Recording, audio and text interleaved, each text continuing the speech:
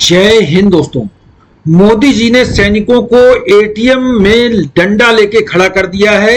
एक पत्रकार ने ऐसा सवाल पूछा जिससे कि पीएम मोदी रक्षा मंत्री के होश उड़ गए हैं। आपको वो सवाल सुनाते हैं क्या पूछा और इसके बाद बताएंगे कि जो कर्नल साहब और जनरल साहब रक्षा विशेषज्ञ वहां पर बैठे उन्होंने इस बात पर क्या प्रतिक्रिया दी। पूरी बात आपको सुनना चाहिए। और इस न्यूज चैनल का और न्यूज एंकर का बहुत बहुत धन्यवाद जो पहली बार ऐसी सैनिकों के लिए आवाज उठाई, मांग की और मुद्दा उठाया।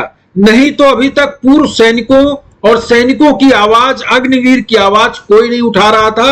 इस न्यूज चैनल ने अब हर रोज एक न एक शो करने की सोची है सैनिकों के सम्मान में। अब मैं आपको पूरी आवाज बात सुनाता हूं। क्या सवाल पूछा गया था, पहले पूरी सुनते हैं।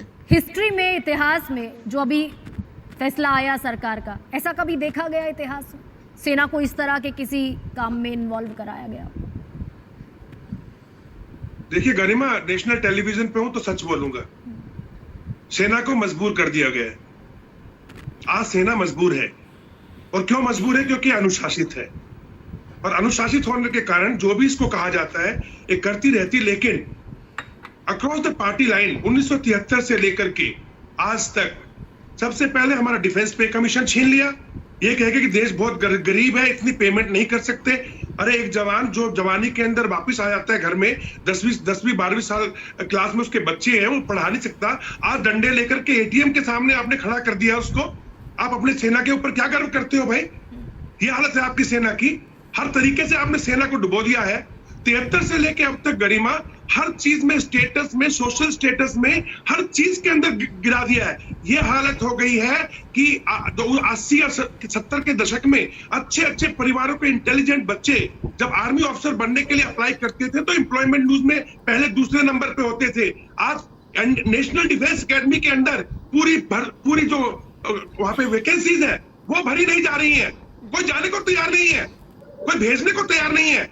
और सब लोग जो है खड़े होकर के गुणगान करते रहते हैं। अग्निवीर जैसे भी बताया गया, 50% लोग जो भाग गए ट्रेनिंग के अंदर से, अभी एक की डेथ हुई है बॉर्डर पे, उसको ना कोई शहीद बोल रहा है ना कुछ बोल रहा है। क्या कर रहे हैं हम लोग सेना के साथ? हमें चाहिए फील्ड मार्शल मानेकशॉ जैसे एक हमारे लीडर्स जो खड़े होकर के, जिसने जैसे इंदिरा गांधी को हिलाया था वैसे सबको हिलाए। यहाँ पे क्या हो रहा है कि कुछ लोग रिटायरमेंट के बाद भी सेना का नाम बदनाम करने में लगे हुए हैं, सिर्फ अपने निजी स्वार्थ के लिए। कभी इस पार्टी का इनडायरेक्टली सपोर्ट, कभी उस पार्टी का इनडायरेक्टली सपोर्ट। सैनिक होना कोई चाहता नहीं है। मैं आपको बताऊं गरिमा, हमारे सैनिक कभी अफसरों पे भरोसा नहीं कर रहे। रिटायर्ड सैनिक देखिए आप, अलग अलग जगह पे धरना देके बैठे हुए हैं। अफसरों के ऊपर विश्वास नहीं रहे। अभी ये हालत आ गई है। And this is the status. मेरे जवान को आप एक अनस्किल्ड लेबर पे लेके जाओगे, यानी पुलिस के जवान से भी नीचे पे करोगे और बोलोगे जाकर के लड़ाई कर, तो क्या मनोबल दोगे आप उसको? उसी गौरव को डिमीन करने की बात हो रही है। लेकिन मैं दिनेश, मैं आपसे ये पूछ रही थी कि इतिहास में भी क्या इससे पहले सेना के इस तरह के इस्तेमाल के वाकयात